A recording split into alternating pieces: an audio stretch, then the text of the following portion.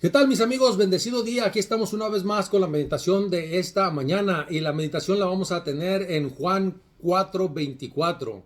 A la palabra de Dios nos dice, Dios es espíritu, búscalo espiritualmente. Dios es espíritu y los que le adoran en espíritu y en verdad es necesario que le adoren. En el retrato de Dios que aparece en el texto de hoy se enmarca el contexto de una conversación que tuvo Jesús con una mujer de Samaria, junto al pozo de Jacob. Ella había llegado al pozo para buscar agua y Jesús le hizo saber que el Padre es espíritu. Con esto estaba tratando de hacerle ver que no es posible entender a Dios tratando de encajar entre preconceptos sociales o prejuicios personales, cuestiones del pasado o pleitos étnicos y culturales. Con razón, le dijo, ustedes adoran lo que no saben. Juan 4:22. ¿Y tú? ¿Adoras a Dios porque lo conoces? ¿Lo buscas cada día para tener una relación de verdad con Él que cambie toda tu cosmovisión? El concepto de Dios que tenía la mujer samaritana y su pueblo los había llevado a creer que para Dios lo más importante es el lugar donde se adora. Pero Jesús, que vino a enseñarnos el carácter de Dios, dijo claramente que a Dios no le importa el... no es que le importe, es cómo lo adoramos. La verdadera adoración tiene que ver con tradiciones ni con preferencias personales, sino con una comprensión y un respeto por la verdad, esencia de quién es Dios, tal como Él mismo se nos revela a través de su palabra. Por eso precisamente hay que acudir a la Biblia para descubrir y comprender los retratos de Dios que Él mismo nos muestra. Uno de esos retratos nos dice que el Padre es un ser espiritual infinito, que no puede ser abarcado con los mismos créditos con que medimos a los seres humanos, y que tampoco toma decisiones en función de las cosas que nos mueven a nosotros. Lo que mueve a Dios es la adoración que involucra la mente, el corazón, los sentidos, es decir, la totalidad de ser. Es una adoración en el espíritu y en verdad es la correcta. Y a Dios no solo le agrada que sus hijos lo adoremos de esta manera, sino que el Padre tales adoradores busca que le adoren. Juan 4:23. Dios está más interesado en el ser que en el hacer. Tu salvación no depende de cosa alguna que tú hagas, ni de lo que sucedió en la historia antigua de tus familiares o de tu iglesia. Tu salvación depende única y exclusivamente del Dios que es espíritu y que anda buscando a todos aquellos que quieren ofrendarle sus vidas completamente en adoración. Cuando los encuentres habrá un encuentro en espíritu y en verdad. El consagrarnos para nosotros día a día es una tarea probablemente difícil cuando no tienes los hábitos, siempre los he comentado, pero cuando tú implementas un hábito de dirigirte a Dios todas las mañanas en oración, de pedirle que te cuide y que guíe tus pasos en el caminar de esta tierra y que Él pueda, que puedas confiar plenamente y que Él pueda ejercer sus milagros en su totalidad en ti, porque sabe que tú te dirigiste a Él con esa fe genuina que se necesita para que Dios, para que busques a Dios y le adores en verdad. Que Dios me les bendiga, mis amigos hermanos. Vamos a dar paso a la siguiente meditación. Espero que sea de mucha, mucha bendición. Viernes 19 de abril, perdón. Vamos a estudiar y meditar, como siempre les he dicho. Vamos a dar un repaso de todo lo que vimos en general. Va a ser un poco más corto hoy, casi siempre los viernes es un poco más corto lo que es el viernes y el sábado, porque el sábado comenzamos con la nueva temática de reflexiones y el viernes concluimos con una explicación global, ¿no? Entera para dar paso a la otra meditación. En todo tiempo vamos a estudiar y meditar el versículo de Marcos 13:37. Dice, en todo tiempo el mismo espíritu de odio y de oposición a la verdad ha inspirado a los enemigos de Dios y a los siervos del Señor. Y los siervos del Señor necesitaron la misma vigilancia y fidelidad. La palabra de Cristo a sus primeros discípulos se aplicará a sus seguidores hasta el fin de los tiempos. Dijo Pedro en el versículo que leímos anteriormente, el versículo de Marcos 13:37, dice: lo que a vosotros digo, a todos les digo, velad. Es una palabra que muchas de las veces nosotros no concientizamos. Velad no quiere decir que estemos todos los días, todas las noches sin dormir, ¿no? Aquí nos está invitando para que siempre nos mantengamos firmes en la fe y seamos fieles en todos los conceptos que tengan que ver con una vida cristocéntrica para esperar a nuestro Señor ese día glorioso, porque solamente velando, viendo por los principios fundamentales que ejerce su palabra en nosotros, mantenernos siempre en esa línea, y eso es a lo que se refiere velad, ¿no? En muchas partes del mundo, sigue diciendo aquí, especialmente donde la gente tiene libre acceso a la Biblia, Satanás ha empleado otros medios para debilitar su influencia. Ya vimos a lo largo de la semana de qué manera el enemigo de Dios se ha metido dentro de las iglesias e incluso se ha metido dentro de la Sagrada Escritura, porque el diablo, el enemigo de Dios, se sabe la Biblia de Génesis hasta Apocalipsis, y a veces hace decir a la gente que exprese o que explique situaciones que la Biblia no está diciendo. ¿Por qué? Porque no se lee un contexto antes de lo que estás leyendo. A veces con un versículo le dan otra dimensión que realmente no es lo que Dios quiere decir, y por eso es que mucha gente se confunde, y es de la manera que el enemigo de Dios se ha metido. Así es de que siempre contemplen esto que les he dicho. Cada que lean ustedes la Biblia, sépanse a quién se fue escrita en el momento, por qué la escribieron, háganse ese tipo de preguntas y indaguen en qué momento fueron, por qué el apóstol Pablo, que es el que escribió más cartas en el Nuevo Testamento, por qué mandaba cartas a las iglesias, animándoles en algunas ocasiones a hermanos de las iglesias, reprendiéndoles por situaciones o cosas, porque así como en aquellos tiempos, a hoy se suscita también. Ahorita no nos damos a la tarea de escribirle al hermano de la iglesia del Encinal que está haciendo o cometiendo cosas que no debe de estar haciendo. Ahorita le reprendemos y le redarguimos o le hacemos ver cosas ya con las cosas que están escritas, ¿no? Porque para eso fueron escritas.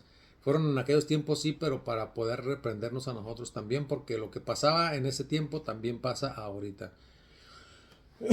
Perdón. Dice, por ejemplo, seguimos leyendo aquí: aunque el libro de Daniel data de más de 500 años antes de Cristo, muchos eruditos bíblicos lo sitúan a mediados del siglo II antes de Cristo. Argumentan que debido a escribirse en esta época, de lo contrario el profeta habría estado prediciendo el futuro con exactitud, y eso no puede suceder. Por lo tanto, alegan, Daniel no se escribió en la fecha que indica, sino más bien cientos de años después. Lamentablemente, esta mentira sobre la Biblia es una de las tantas que los eruditos modernos tratan de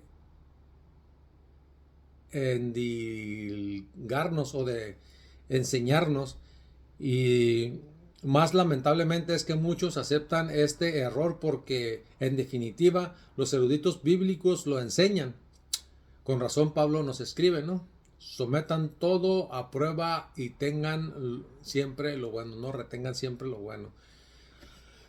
Perdón, yo lo que te quiero compartir al respecto es que, miren, hay situaciones donde bíblicamente nosotros no podemos dar una seguridad de que lo que uno está hablando es correcto. Una vez hace mucho, platicando con una persona, no voy a decir nombres por respeto, pero espero que nos quede claro con esta ilustración que voy a hacer. En una ocasión, un amigo, yo creo que ya les comenté en alguno de los videos que platicando con un amigo me decía que su pastor le había predicho que iba a tener 2 hijos y que los 2 estaban destinados o predestinados a a venir y que, bueno, eh, también entre las cosas que le dijo que él iba a ser un muy buen pastor, un muy buen líder. Yo no tengo duda de que las cosas puedan suceder porque cuando Dios decide es que te va a dar algo, Él te lo va a dar y te lo va a cumplir porque Él así lo estableció. Eso no está en discusión. Aquí lo que yo le decía a mi amigo, mi hermano, que lo quiero mucho, era que siempre que un líder espiritualmente le dijera o le hiciera saber o que le estuviera profetizando ya algo, ¿no? Que iba a suceder, que siempre lo mirara a los ojos.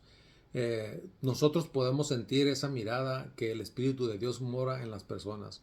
Cuando tú no puedes ver esa mirada reflejada en esa persona, es difícil y lo tienes que poner a duda porque el enemigo trabaja de tantas maneras que el carácter de Cristo siempre, siempre se va a ver reflejado en una situación, en una plática, en una charla, en todas las cosas que tengan que ver con una relación que tú tengas con quien sea de cualquier índole, ya sea de amor, de compañerismo, de amistad o de lo que sea, siempre va a haber algo ahí que el Espíritu Santo va a estarte instruyendo, redarguyéndote, reprendiéndote. El Espíritu Santo, háganle caso siempre. No se vayan con la finta de que el enemigo se ha metido de tal manera que hasta viene a confundirnos de esta otra manera, ¿no? Diciéndonos cosas que probablemente pues no van a suceder y dadas las circunstancias cuando no suceden, ese es el chasco que nos llevamos nosotros, ¿no? Y es la desconfianza que empezamos a meter, es que si tú me dijiste esto, ¿por qué no se está cumpliendo, no? Si tú luchas por todo lo que tú luches y te diriges a Dios y tú le pides a Dios, Dios sabe qué es lo que te va a dar, siempre lo ha sabido. Aquí la intención, lo que deberíamos de ponernos siempre en nuestra cabeza es que se haga su voluntad y no la nuestra. Esa sería una palabra en oración que deberíamos de tener en cada situación. Preguntas para dialogar. Consulta la cita de la lección del martes. El martes, ¿qué vimos el martes? Me traje mis lentes. El martes. Dice aquí, salvaguardados por la palabra. Sigue diciendo, ¿hasta qué punto Satanás utilizó métodos similares para... déjenme traer mis lentes porque no los traigo.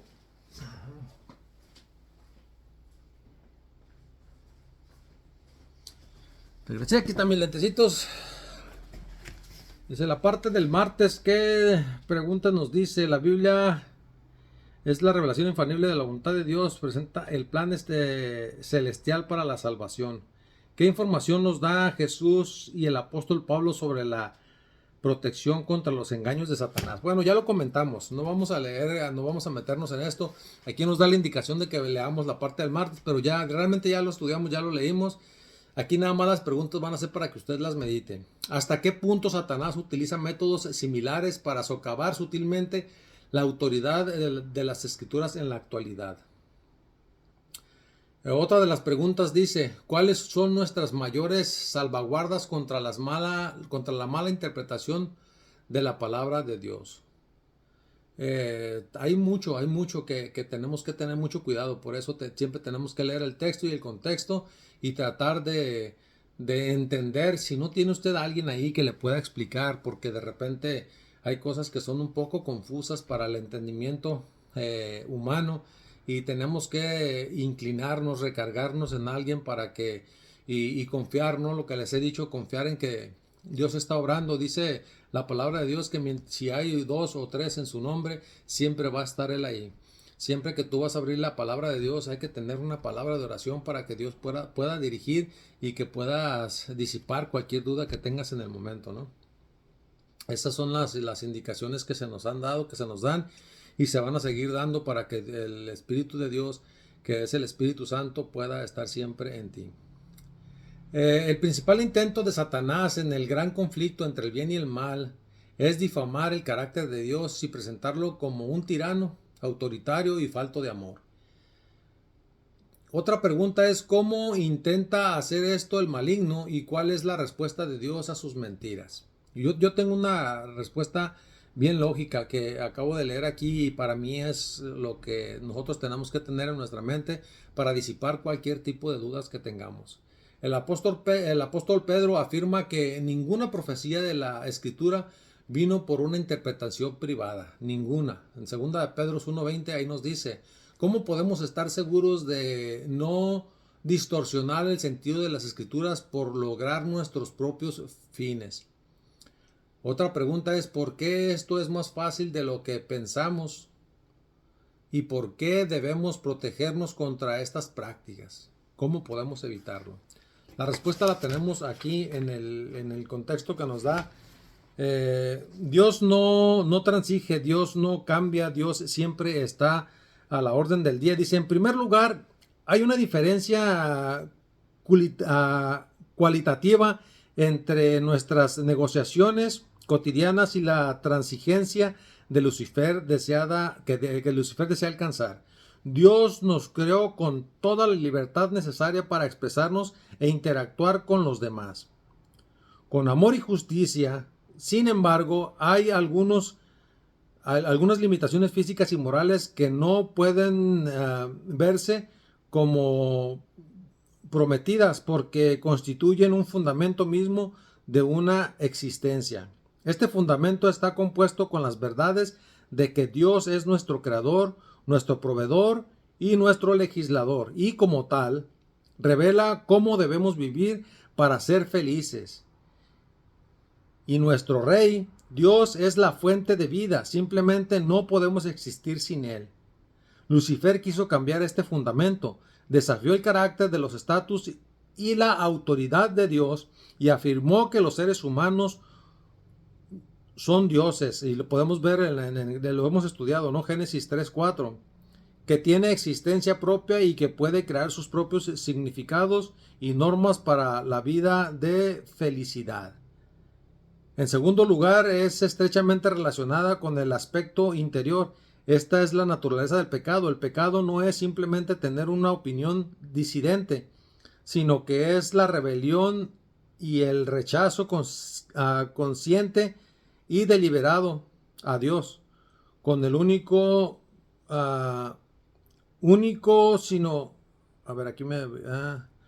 deliberado de Dios, nuestro único creador, proveedor y legislador y rey. El pecado no puede tolerar la experiencia de un Dios así. Más bien, su impulso fundamental es derribar a este Dios de su trono